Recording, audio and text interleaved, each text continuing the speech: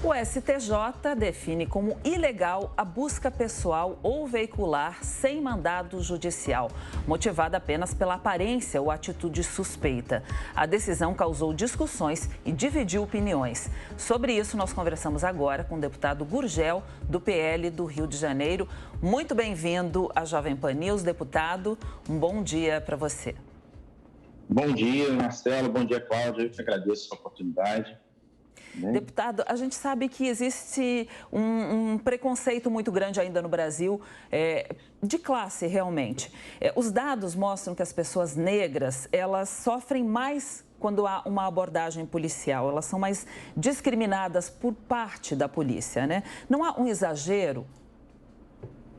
Olha, eu passei 17 anos no serviço ativo da Polícia Militar, tenho relacionamento com milhares de policiais militares, muitos negros também, tá? Muitos de descendência negra, por exemplo, minha bisavó era negra, né? Então, o que eu vejo, assim, há às vezes uma postura exagerada, talvez, né? De ambas as partes. Às vezes a pessoa que está sendo abordada acha que está sendo abordada por algum preconceito e aí reage mal e gera no policial também aquela ação um pouco mais ríspida. Mas, assim, é difícil colocar nesses termos. Nós somos um país que temos a origem, todos temos praticamente descendência negras. Então, assim, o que eu vejo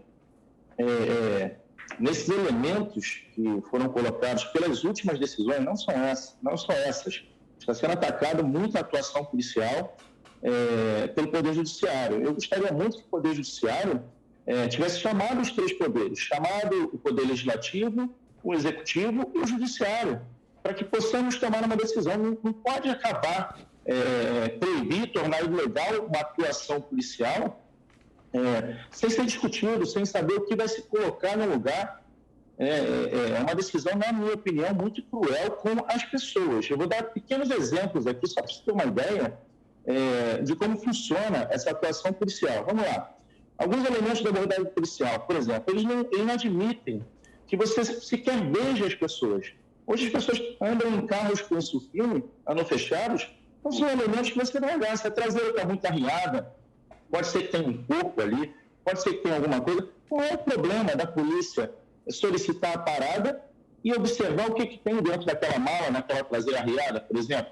Um carro com isso filme saindo de uma comunidade que junta pobreza com violência. Tem o tráfico ali, elementos fortemente armados com pessoas pobres, né? Tudo bem, vamos colocar assim. Mas um carro saindo com o seu filme todo fechado dessa comunidade, por exemplo, onde traficantes não permitem que você circule com vidros fechados lá dentro, isso não é suspeito? Isso é suspeito. Quem é esse morador ou esse visitante que consegue entrar ou sair dessa comunidade com esses vidros fechados sem ser importunado por traficantes, por exemplo? Então, não é porque pessoas pobres moram ali, é porque ali é um local conflagrado, é um local de alto índice de marginais. Então, estão marginalizando a atuação policial de uma forma equivocada. A gente criou... como é que fica a lei seca? Como é que fica as leis de trânsito, que precisa de uma abordagem para saber se a pessoa tem habilitação ou não tem, se é um menor dirigindo, se não é. Como é que fica, por exemplo, as cargas, que você precisa parar, saber se tem nota fiscal, se é produto roubado, se não é. Como é que a polícia vai trabalhar agora? Como é que se faz quando o Poder Judiciário toma uma medida tão drástica como essa, sem a gente ter elementos concretos de como deve ser feito?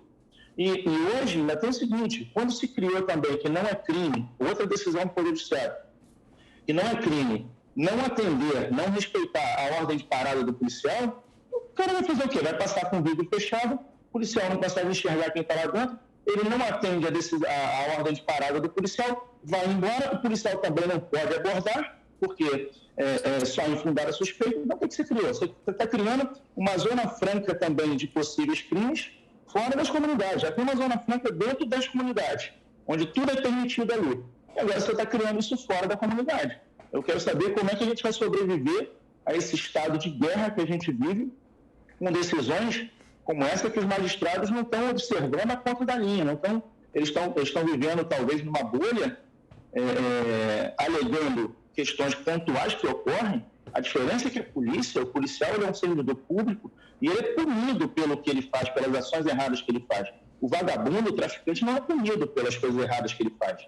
Ele só quando ele pega. E com um índice tão ruim nosso de solução de crimes, 95% dos homicidas, por exemplo, não são identificados. Quer dizer, é complicado, né? Deputado Gurgel, então eu queria que o senhor explicasse de fato aí para quem nos acompanha. A gente já observa nas ruas, né? Muitas vezes uma viatura obriga, né? Faz a pessoa parar, aborda a pessoa andando na rua mesmo. Quer dizer, a partir dessa decisão, isso não mais vai poder acontecer. E eu também queria saber do senhor, a gente sabe que poder não deixa vácuo, né? Então o STJ definiu. Então o senhor acredita que essa questão precisará ser discutida aí no Congresso por uma nova legislação? Como é que o senhor avalia essa, como o senhor falou, né? Quer dizer, a atividade policial será muito prejudicada mesmo? Sim. Se as polícias cumprirem de fato essa decisão judicial ela coloca o policial numa situação muito difícil, porque se é ilegal, ele está cometendo, em tese, um abuso de poder, se ele executar essa missão. Só que ele está amparado pela lei. A lei teria que ser declarada inconstitucional. Então, e o Congresso precisa agir de forma enérgica e rápida. E o Poder Judiciário precisa aceitar a decisão do Congresso, porque existe uma lei. A fundada suspeita, ela não é definida. Você não tem como definir o que é uma fundada suspeita. Um olhar diferente de uma pessoa para o policial, por exemplo, numa operação chamada REP da Polícia Militar, por exemplo, pode significar para o policial uma coisa e a pessoa outra. E a pessoa está com medo, olha para o policial, fica nervosa, e aquilo ali gera no policial. Por que ela está nervosa? Ela está nervosa porque está com medo, não tem nada ali.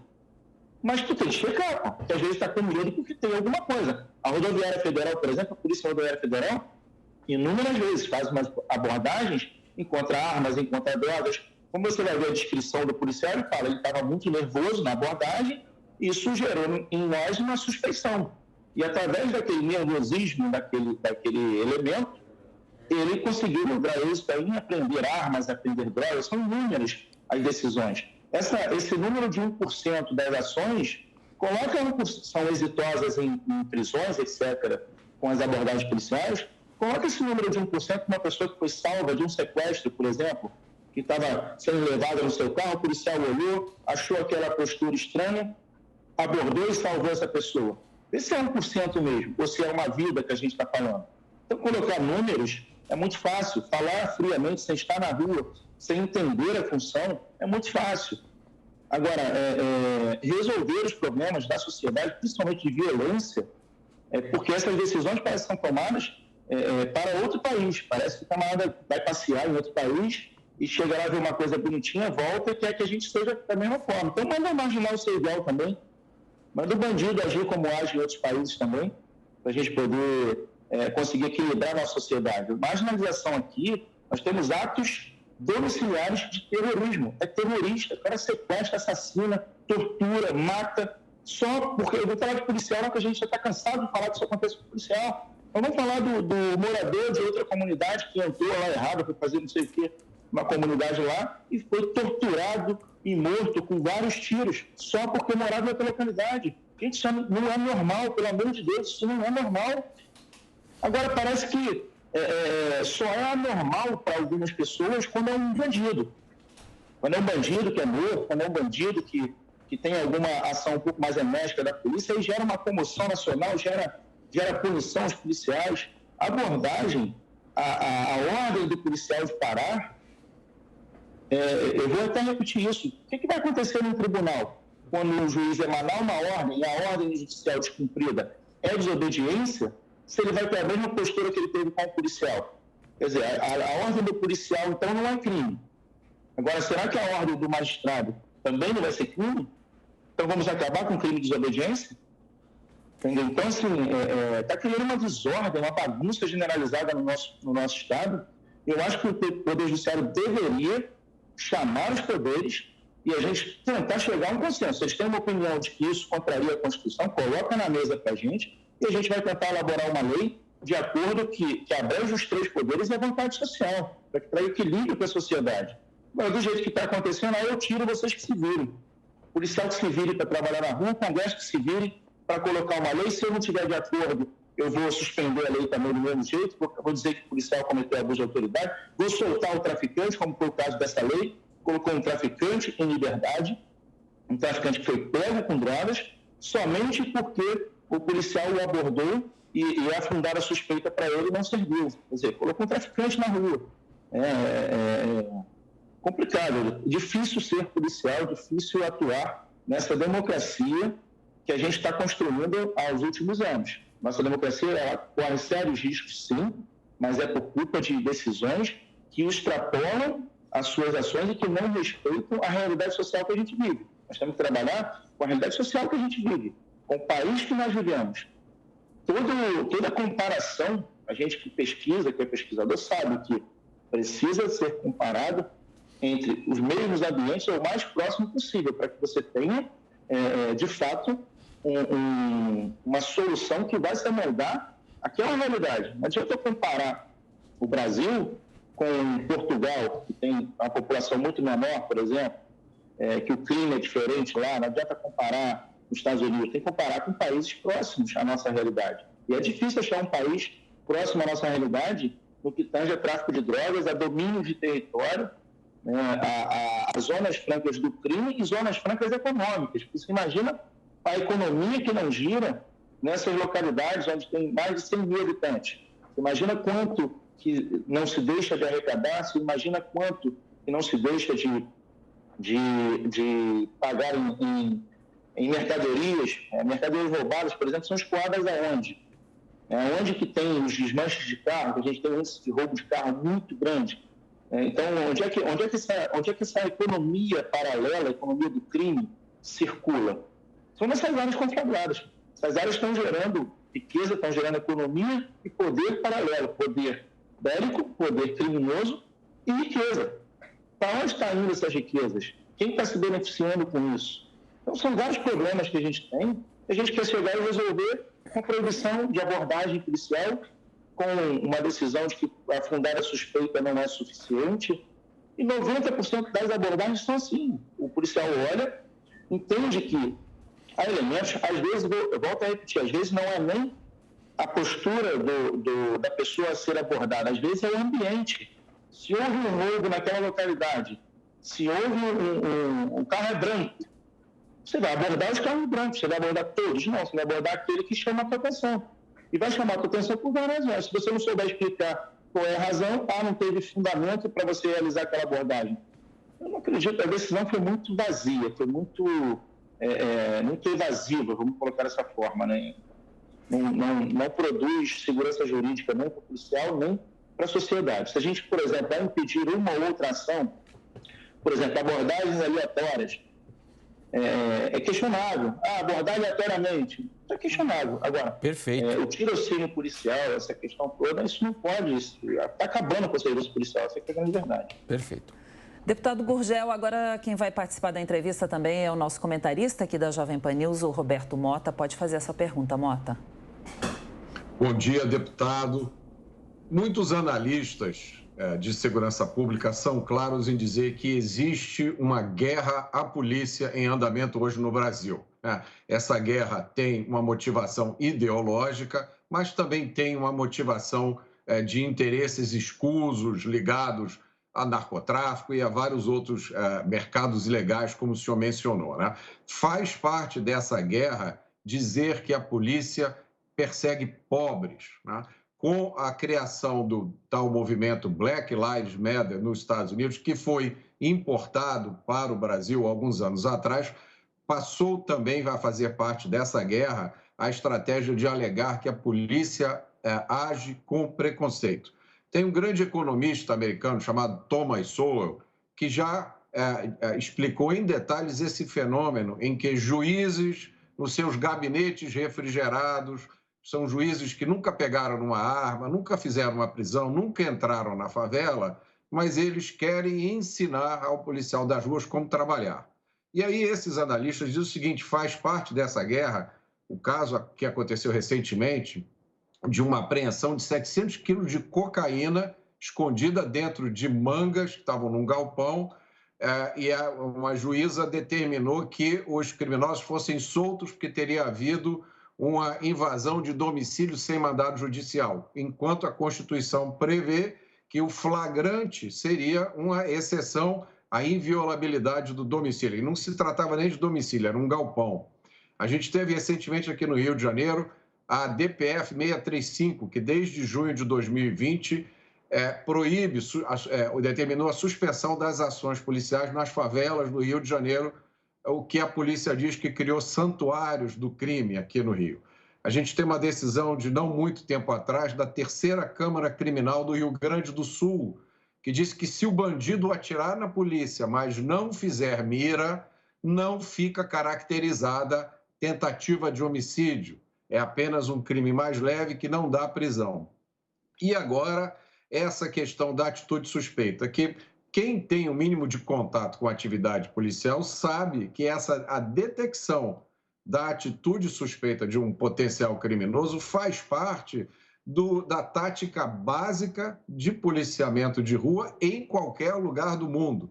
O policial, às vezes, não sabe nem explicar por que ele acha que aquela pessoa é suspeita, mas ele faz a abordagem e, quando vê, a suspeita é fundada. Aqui no Rio de Janeiro, a Polícia Militar enfrenta uma mortalidade, são dados do Coronel Cajueiro, da Polícia Militar do Rio de Janeiro. O policial militar na área metropolitana do Rio de Janeiro tem um risco de morrer que é 3 vezes maior do que a de um soldado americano na Segunda Guerra Mundial e 7 vezes maior do que um soldado na Guerra do Vietnã. E, ao mesmo tempo, né, deputado, a polícia é cobrada o tempo inteiro. Toda vez que acontece alguma coisa, há 2 dias atrás aconteceu aqui no Rio de Janeiro uma falsa blitz. Os traficantes de uma região conflagrada aqui do Rio estavam fazendo uma blitz, pedindo documentos, olhando notas fiscais de caminhão, e eu vi no rádio, não era da Jovem Pan, uma outra rádio, o repórter indignado, cobrando onde estava a polícia, por que a polícia não fazia nada. Deputado, qual é a mensagem que o senhor passa para a população diante desse cenário? Sim, bom dia, querido. Sempre um prazer debater com o senhor é um grande ícone da nossa segurança pública. A mensagem que a gente diz é justamente o que você retratou agora, né? Por que aqueles marginais estavam ali? Eles saíram de algum lugar. Eles estavam ali, na verdade, em Bangu, mais para dentro, existe uma comunidade ali dominada pelo tráfico. Só que eles saíram dessa comunidade. Se eles tivessem sido abordados ao sair dessa comunidade, eles não teriam feito essa falsa blitz. Agora, quando eles ficam à vontade no reduto deles, o que o Poder Judiciário acha que vai acontecer? Que eles vão ficar lá? Que eles vão ficar quietinhos? Não, eles vão sair. Eles vão expandir o domínio deles. Eles vão expandir. Quando você não combate, cresce. Isso aí é qualquer doença, plantação, qualquer coisa. Quando você não limita, ele cresce, ele expande. E é o que está acontecendo. O crime está se expandindo. E o crime está tomando rumos, na minha opinião, sobretudo o tráfico de drogas. A gente tem que estudar muito bem isso, porque a gente tem que ver se vai haver, e eu acredito que vai haver interferência nas eleições do crime. Eu acredito que eu digo do crime do tráfico de drogas e até de milícia também. Vai haver interferência nas eleições. Se essas pessoas já não estão colocando ou parentes ou qualquer outra coisa com negócios lícitos aqui fora e transformando o rico de amanhã na origem do criminoso de hoje. Então, a gente está criando, a tipo de sociedade que a gente está criando é muito difícil. O recado que eu tenho para a sociedade é: acordem, apoiem as polícias. Os exageros, os delitos cometidos pelos policiais são punidos e com rigor, eu diria até com rigor excessivo. Nós temos casos nas polícias do Rio, por exemplo, que você olha e você fala: pô, aquilo não era caso para o policial ser excluído, aquilo não era caso para o policial ser preso. Há muita injustiça, há muita acusação infundada contra os policiais, sobretudo os policiais militares, e sobretudo aqui no Rio de Janeiro, a gente atua muito para tentar impedir esses abusos, mas dizer que a nossa polícia não é responsabilizada pelos atos eventualmente errados que eles cometem é absurdo, porque eles são, sim, são responsabilizados a todo o tempo. O militarismo hoje serve basicamente para punir os policiais. A polícia militar hoje, a palavra militar, vem mais para trazer obrigações, porque os benefícios que tinham estão todos sendo retirados e extirpados. Então a sociedade precisa ter muita responsabilidade, precisa combater de todas as formas esses absurdos, seja apoiando a polícia, seja se manifestando contra essas decisões, seja ficando atenta em quem ela vai depositar sua confiança. E que eu peço ao Poder Judiciário, porque assim, existem muitos magistrados, eu diria que a maioria são bons magistrados, são pessoas boas. A maioria, grande maioria dos membros do Ministério Público são pessoas boas, são pessoas do bem, que querem ajudar a gente a corrigir na sociedade. Se manifestem também, contrariem esse absurdo, porque os maus estão falando, os maus estão trabalhando, os maus de um modo geral, e os bons às vezes estão ficando quietos. Eu tenho um respeito e uma ligação com alguns magistrados do Rio, com membros do Ministério Público, que são muito bons, são pessoas maravilhosas, que podem contribuir muito para a gente aprimorar o nosso sistema de segurança pública. E a gente pede isso, que eles tenham voz, eles tomem decisões, que eles se posicionem, para que a gente juntos cheguemos a um denominador comum e a imprensa fazer o seu papel, que é mostrar a verdade. Né? Isso aí ajuda muita coisa na sociedade, né? Deputado Gurgel, do PL do Rio de Janeiro, agradeço a sua entrevista aqui neste domingo ao Jornal da Manhã. Um bom dia para o senhor.